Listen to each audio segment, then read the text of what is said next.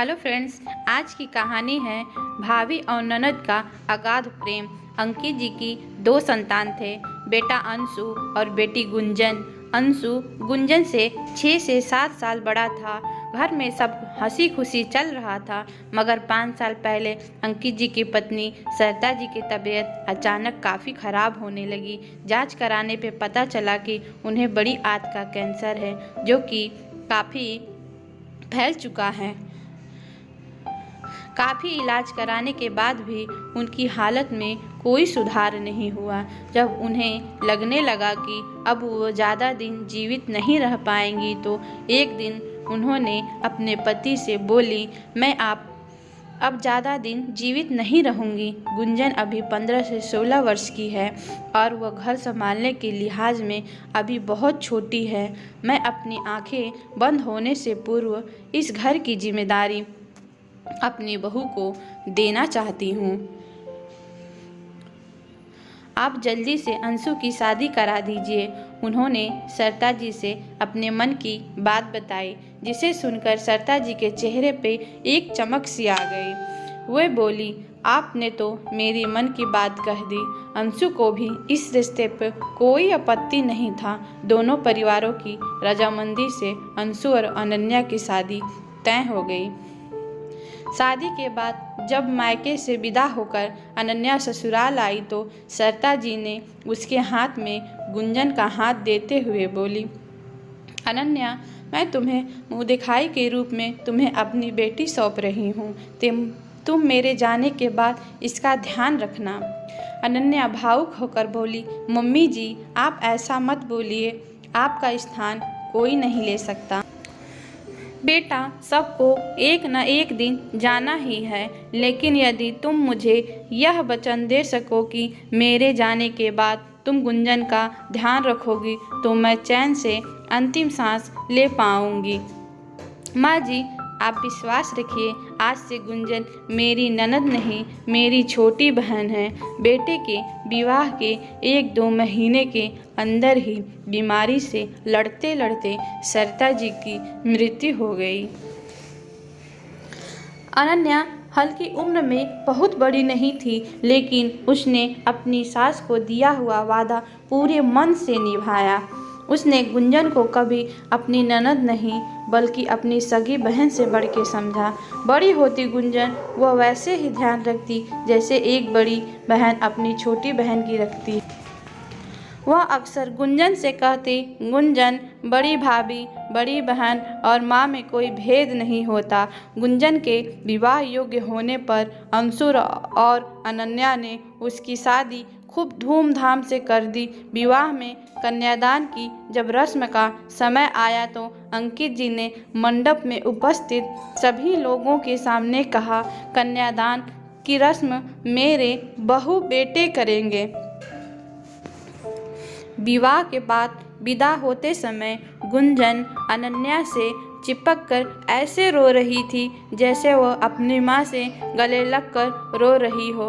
ननद भाभी का ऐसा मधुर संबंध देख कर विदाई की बेला में उपस्थित सभी लोगों की आंखों से खुशी से नम हो गई। गुंजन शादी के बाद ससुराल चली गई। दूसरे शहर में ससुराल होने के कारण उसका मायके आना अब तो कम ही हो पाता था। उसका कमरा अब खाली रहता था, लेकिन उसकी साज सज्जा, साफ सफाई अभी भी बिल्कुल वैसे थी जैसे लगता था कि वह अभी यहीं रहती हो। अंशु के ऑफिस लौटने के बाद अनन्या अपने और अंशु के लिए शाम की चाय गुंजन के कमरे में ही ले आती थी, ताकि उस कमरे की वीरानगी ना पसरे रहे और उसकी छत और दीवारें भी इंसानों के सांसों से महकती रहें। एक दिन पड़ोस में रहने वाले प्रेम बाबू अंकित जी के घर आए। बातों बातों में वो उनसे बोले, आपकी बिटिया गुंजन अब अपने घर चली गई है। उसका कमरा तो खाली ही रहता होगा, आप उसे किराए पे क्यों नहीं दे देते? कुछ पैसे भी आते रहेंगे। यह बातचीत अभी हो ही रही थी कि उसी समय अनन्या वहाँ चाय देने आई। ननद गुंजन से प्रेम करने वाले अनन्या को प्रेम बाबू की बात सुनकर बहुत दुख हुआ।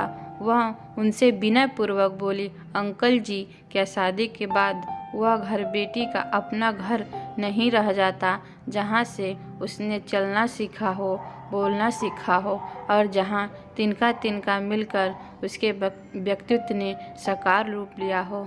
शादी का अर्थ यह नहीं है कि उसके विदा होते ही उसके कमरे का इंटीरियर बदल दिया जाए और उसे गेस्ट रूम बना दिया जाए या चंद पैसों के लिए उसे किराए पर दे दिया जाए। बहू, तुम जो कह रही हो वह ठीक है, लेकिन व्यावहारिकता से मुंह मोड़ लेना कहाँ की समझदारी है। अंकल, रिश्तों में कैसी व्यावहारिकता?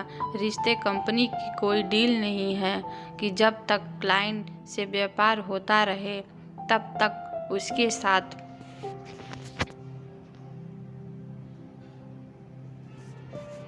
मधुर संबंध बने रखें और फिर संबंधों की इस्त्री कर ली जाए। तब प्रेम बाबू बोले, लेकिन इससे बेटी को क्या मिलेगा? अंकल, मायका हर लड़की का पावर हाउस होता है, जहां उसे अनवरत ऊर्जा मिलती है। वह केवल आश्वस्त होना चाहती है कि उसके मायके में उसका वजूद सुरक्षित है। वह मायके से किसी महंगे उपहार की आकांक्षा नहीं रखती है और न ही मायके से विदा होने के बाद बेटियां वहां से चंद पैसे लेने आती हैं, बल्कि वह हमें बेशकीमती शुभकामनाएं देने आती हैं, हमारी संकटों को टालने आती हैं, अपने भाई भाभी व परिवार को मोहब्बत भरी नज़रों से देखने आती हैं। ससुराल और गृहस्थी के आकाश में पतंग बनकर उड़ रही आपकी बेटियां बस चाहती हैं कि विदा होने के बाद भी उस डोर जमीन पर बनी रहें जिसमें बचपन से लेकर युवा अवस्था तक उसके अनेक सपने अभी भी तैर रहे हैं। इसलिए हमने गुंजन का कमरा जैसा था वैसा ही बनाए रखा है।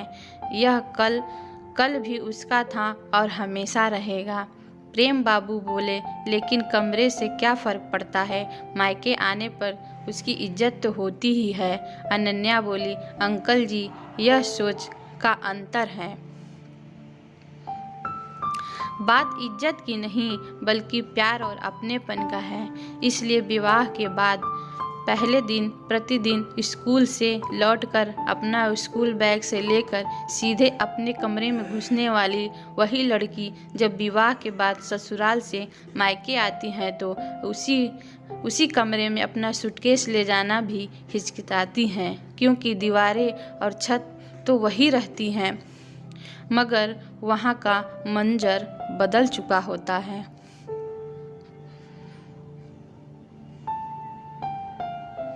लेकिन उसी घर का बेटा यदि दूसरे शहर में अपने बीवी बच्चों के साथ रह रहा हो तो यह मानते हुए कि यह उसका अपना घर है, उसका कमरा किसी और को क्यों नहीं दिया जाता? आखिर यह भेदभाव बेटी के साथ क्यों? यदि संभव हो तो बेटियों के लिए भी उस घर का एक कोना अवश्य सुरक्षित रखना चाहिए, जहां नन्ही परी के रूप में खिलखिलाने से लेकर नई दुनिया बसाने वाली एक नारी बनने तक उसने अपनी कहानी अपने माँ पिता भाई बहन के साथ मिलकर लिखा हो। तब उन्हें पिछले दिनों अपने घर से घटित घटनाक्रम की याद आ गई, जब उनकी बेटी अनमोली अपने मायके से आई थी। वो बोले, बहू, तुमने तो मेरी आंखें खोल दी। परसों मेरी बिटिया अनमोली ससुराल से मायके आई थी। यहाँ आने के बाद उसका सामान उसके अपने ही कमरे के ड्राइंग रूम में काफ़ी देर ऐसे पड़ा रहा जैसे वो अनमोली का नहीं किसी अतिथि का सामान हो। बेटा अपना बेटी पराई जैसी बातों को बचपन से अब तक सुनते हुए हमारी मनोभूमि वैसी ही बन जाती है, और इसी भाव से अनमोली को कब चुपके से घर के सदस्य से अपने ही घर में अतिथि बना दिया। उस मासूम को पता ही नहीं चला मैंने उसका कमरा किसी और को क्यों दिया।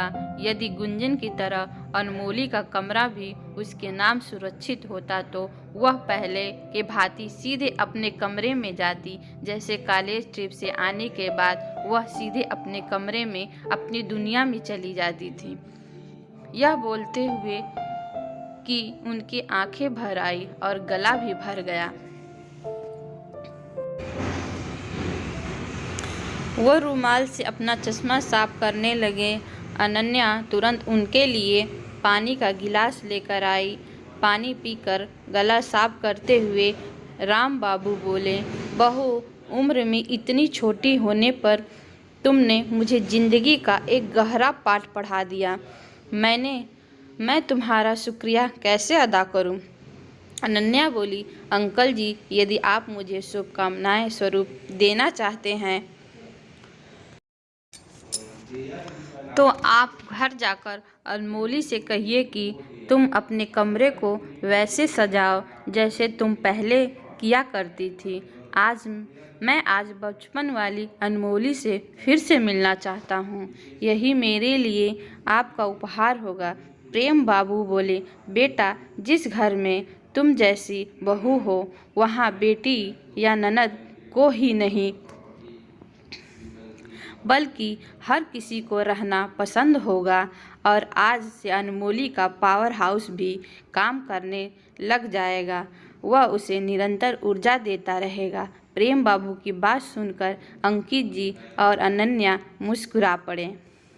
अगर आपको हमारी वीडियो पसंद आई है तो वीडियो को लाइक करें, शेयर करें